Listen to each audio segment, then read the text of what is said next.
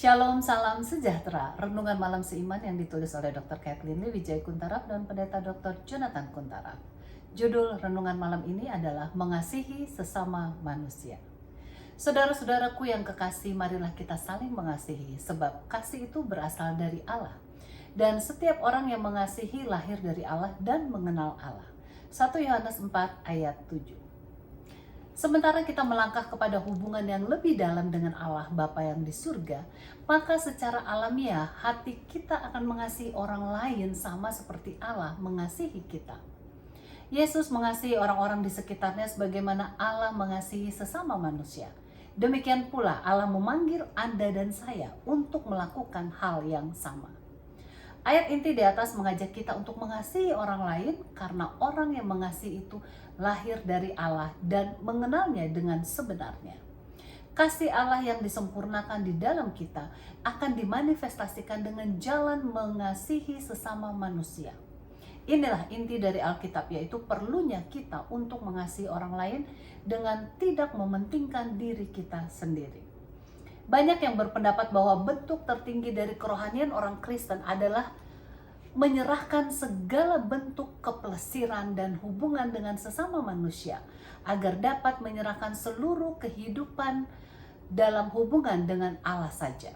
Namun Alkitab sangat jelas mengatakan bahwa kerinduan Allah ialah agar kita dapat mengasihi orang-orang yang berada di sekitar kita.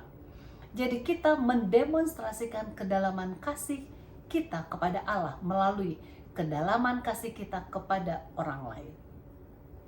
Kekristenan bukanlah agama untuk suatu golongan saja, ataupun hidup dalam zona nyaman, maupun kehidupan yang mengisolasikan diri. Sebaliknya, kekristenan memiliki hubungan dengan Allah yang mengasihi manusia, serta merindukan agar kita dapat menyalurkan kasih tersebut kepada orang lain. Bapa kita yang di surga menyadari bahwa kita tidak mempunyai kesanggupan untuk mengasihi orang lain secara terus-menerus dan dengan kekuatan kita sendiri, serta tidak mementingkan diri kita.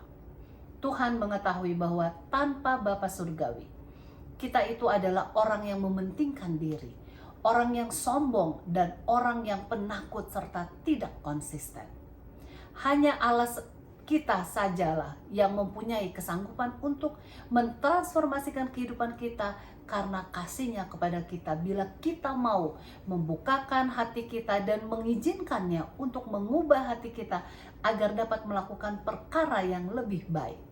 Bila kita mengizinkan Tuhan untuk memuaskan kita dengan menyembuhkan luka hati kita, maka kita akan menerima kasih-Nya yang murni itu. Dengan demikian kita dapat menumbuhkan kasih kepada orang lain dengan tidak mementingkan diri kita. Dengan perkataan lain, kita akan dapat mengasihi orang lain dengan hati yang tulus.